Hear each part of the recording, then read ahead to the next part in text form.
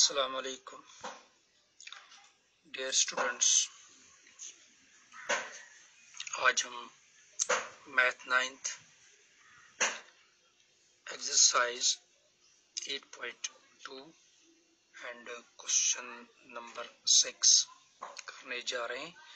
Question 6 है, farmer was having a field in the form of a parallelogram PQRS।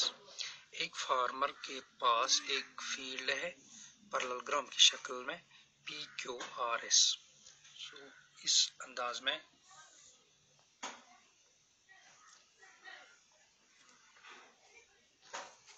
इसका field है PQRS।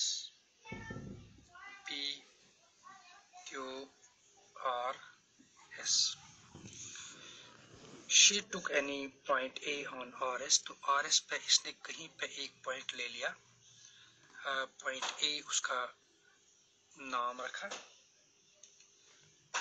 And joined it to point P and Q, तो इस point को P और Q के साथ इसने जोड़ लिया इस अपने फील्ड में। In how many parts the field is divided, तो ये फील्ड जो है कितने पार्ट्स में डिवाइड हुआ, तो हम सॉल्यूशन करेंगे। So when A is joined with P and Q, when A is joined with P and Q, the field is divided into three triangular parts.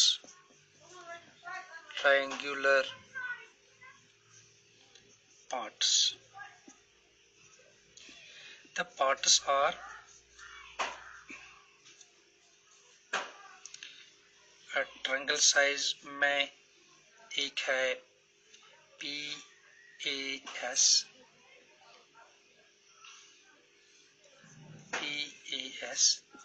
दूसरा है ट्रायंगल पार्ट में APQ,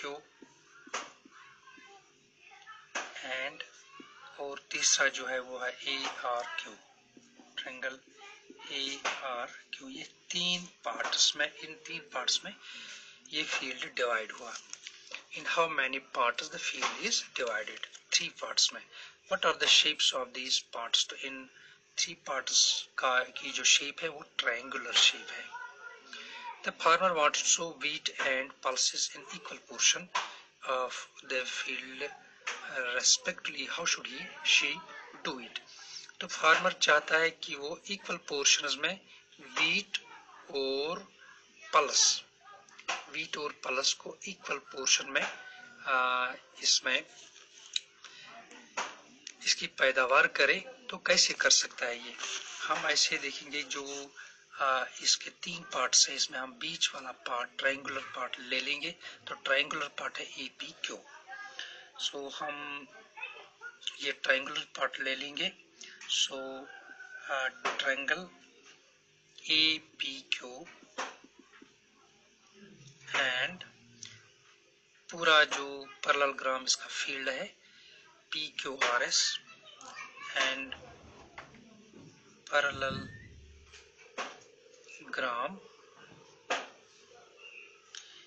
PQRS lie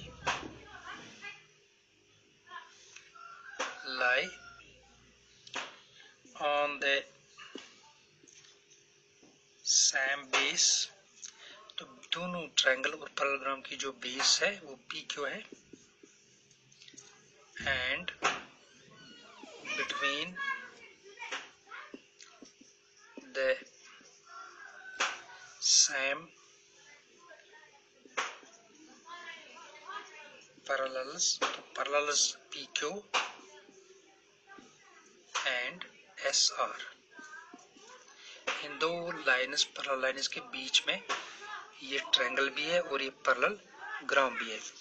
तो therefore जो area of triangle होगा, triangular part का area APQ का area जो होगा, area of triangle APQ will be equal to 1/2 of area of this parallelogram. Parallelogram जो है वो है PQRS. सो इससे पता चलता है जो ट्रायंगुलर पार्ट है, it covers half portion of this field. इसमें ये हाफ पोर्शन कवर करता है. इसलिए द फार्मर अगर फार्मर इस पोर्शन में, इसको इक्वल पोर्शन में वीट और पल्सेस की पैदावार करनी है, तो इस पोर्शन में मान लो कि इसने वीट की पैदावार की. सो इट शोज दैट जो ट्रायंगल APQ है, triangle APQ covers half portion of her field. तो हाफ पोर्शन है इसका. So the farmer, if the farmer shows, therefore if the farmer sows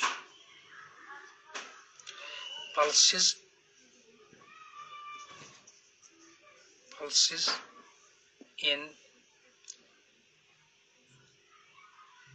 triangular part APQ, pulses in APQ portion of her field, then she will sow. तब उसको क्या करना है, जो बाकी दो पार्ट्स जो हाफ कवर करते हैं इस फील्ड का, उसमें इसको जो है वो वीट की पैदावार करनी है. then she will sow wheat in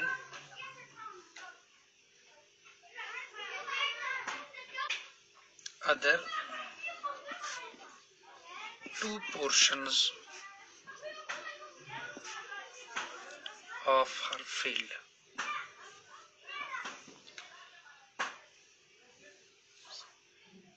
And अगर उसने यानी अगर बीच वाले पोर्शन में ये पल्सेस की पैदावार करी, तो इन दो पोर्शंस में इसको जो है वीट की पैदावार करनी पड़ेगी. अगर इन दो पोर्शंस में ये पल्सेस की जो है पैदावार करेगी, तो इसमें इसको वीट सो करना पड़ेगा. So if she shows pulses in these two parts,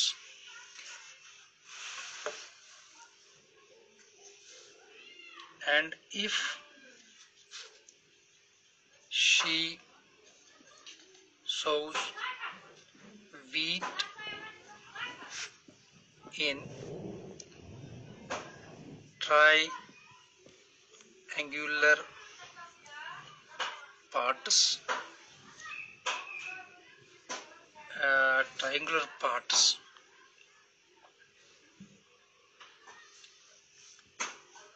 in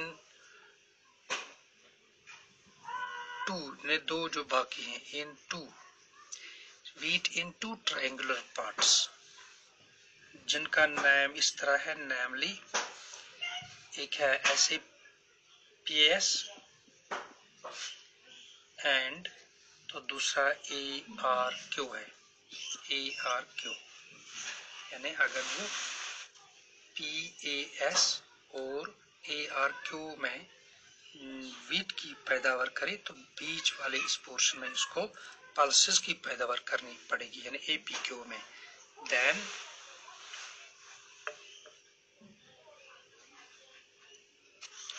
ARQ, then she will sow pulses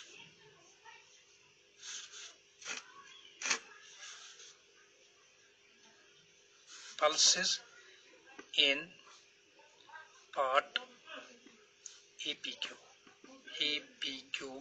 portion में इसको पल्सेस की पैदावार करनी पड़ेगी। यानी ये जो बीच वाला पोर्शन है हमने प्रूव कर दिया, ये जो है ये हाफ पोर्शन कवर करता है, 1/2 पोर्शन PQRS का फील्ड का कवर करता है। इसलिए अगर इस पोर्शन में इसने वीट की पैदावार की तो जो 2 पोर्शन बाकी इसमें पल्सेस की पैदावार करनी पड़ेगी।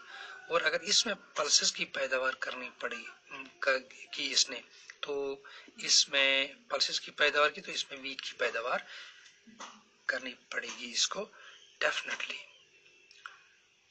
तो ये आपका क्वेश्चन था कि ये इक्वल पोर्शन में इस फील्ड जो इस के पास है जो फील्ड है, तो इक्वल पोर्शन में ये किस तरह जो है पल्सेस और जो वीट है, पल्सेस और वीट की पैदावार वो किस तरह करेगी। तो हमने आंसर यही दे दिया कि इसको एक पोर्शन बीच वाला पोर्शन लेना पड़ेगा और बाकी 2 पोर्शन जो हैं इनमें एक पैदावार अलग करनी पड़ेगी।